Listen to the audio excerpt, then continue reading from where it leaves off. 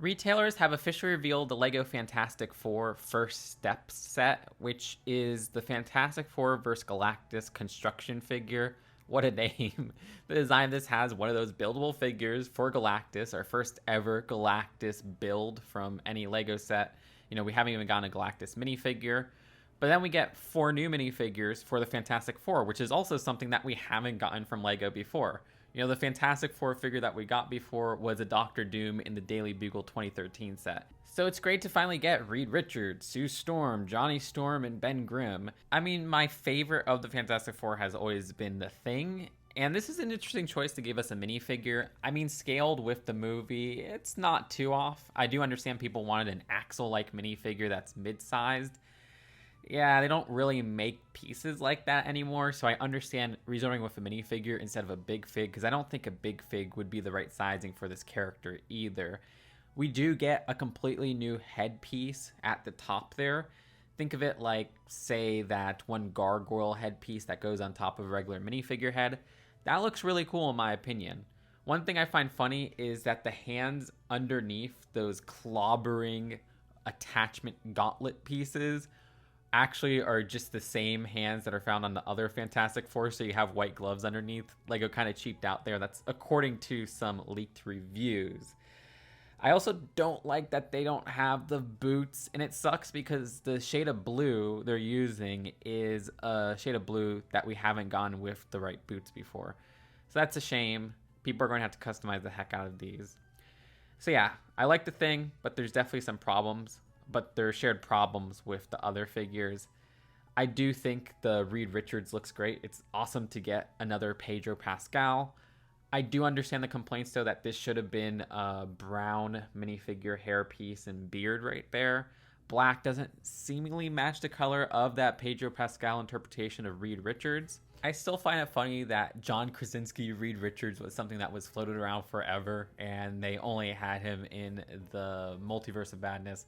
But I do like Pedro Pascal much more. So I'm curious to see this new interpretation. Of course, multiverses are all over this Marvel Studios universe. The figure here doesn't use stretchy arms, which I really wish we would have gotten those in the colors for these figures. We got them for, Elastigirl, Miss Marvel, and that's just such a fun piece. Seemingly it will return. It's not like that's completely defunct, because the teaser for One Piece actually had those stretchy arms once again. So they're not done with those pieces. But instead of getting that as the elongation part of Reed Richards, because, he could stretch around, we get some long legs, which look pretty funny. The design of this using those larger brick pieces, I don't know. It looks a little bit like Lord Business's big old legs from that one Lego movie set, which I liked in that Lego movie set as a joke, but this one doesn't seem like it's much of a joke, and it's just like, okay, here's your stretchy Reed Richards. I don't think that works, especially with like pointed boots there. That's not how Lego minifigure legs even look. Like, what the heck? I like the attempt, but I am not a huge fan of that. Also notice how Reed Richards has a different torso with that collar design than the rest of the team. Like, again, even the Thing has the same torso down to having the same hand pieces. So at least they went that far. We didn't just get the same torso for Reed Richards. I think Johnny Storm and Sue Storm are kind of perfect, even if they aren't using the most unique headpieces out there. Yeah, you get the Peter Parker headpiece once again, which they've spammed for characters like Ant-Man before. And Sue Storm's headpiece is pretty common too, but at least they look like the characters. The design of Galactus is interesting. Again, I think this looks better than buildable figures that are in this same line because there's that circular helmet-esque design. That works better for me because I like seeing a minifigure headpiece interpretation. Though to this day, I still prefer when we get just those giant minifigures like that one from the Wonder Woman set, like the original Giant Man. And you'll see he has fingers, which is a little bit weird in my opinion when, the minifigures of this set have the claw hands. There's a little bit more of a, humanoid-like torso too. It's not following that minifigure format, which is a little annoying. So I would have preferred if this was more of a giant minifigure, but it's not the worst one there. Seems like there's a nice level of articulation And of course, there's clear connector pieces that you could have the characters flying around like Johnny Storm. So yeah, the worst part of this set though is of course the price, which is just killing the Marvel line. I mean, that and like undetailed minifigures, these aren't the worst culprits of that, but $60 for this set is a highway robbery. This should be $40 at most. But nowadays, if you have 4 new minifigures, they bump up the price so much. The design of this, it just is probably going to be like more than $60 in the United States, and it feels so little for what you get. You just get that big construction figure, and then you get those 4 minifigures. And I think that's very lame, and I wish LEGO didn't overcharge for these sets. This will definitely sell like hotcakes because we're so limited to Fantastic Four sets, and people have wanted these characters in physical minifigure form forever, and it sucks that they're restricted to such an overpriced set. At least everything in the set is good. Like, I think this is a good set. Like I said, I was actually surprised that I like the Galactus build as much as I do.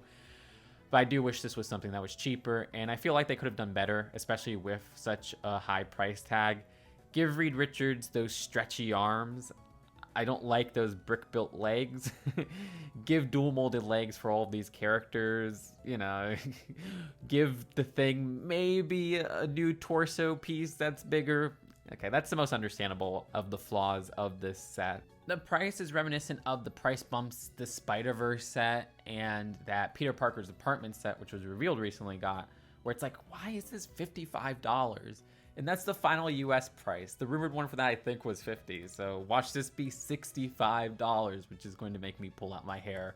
It's like, these Marvel prices are so ridiculous. And you see other themes actually nailing some decent prices. Like, okay, this Fortnite set has 3 minifigures if you count a skeleton. $23. That's not terrible. I think that's a good price. And compare that to this, it's like, It's substantially more than double the price of that set. And even if you just count those 2 detailed minifigures, that would be 4 minifigures for a $46 set. And this one is pushing $60, even with the reused torsos for 3 of the minifigures. It's very, very frustrating. But hey, even before these tariffs, Marvel prices were ridiculous. Like the Hoopty set being $90 on release, 3 minifigures, such a small count of pieces for $90. It didn't make sense. So let me know, where do you fall with this set? Are you happy to get it? Or are you a little bit like, it is pretty overpriced, but I want these characters like I am? That's why I'll end up getting it. Subscribe here for more LEGO news and commentary, and I'll see you later. Seriously, subscribing, liking, and commenting on this video helps so much with the cruel algorithm of YouTube. Peace out. Bye.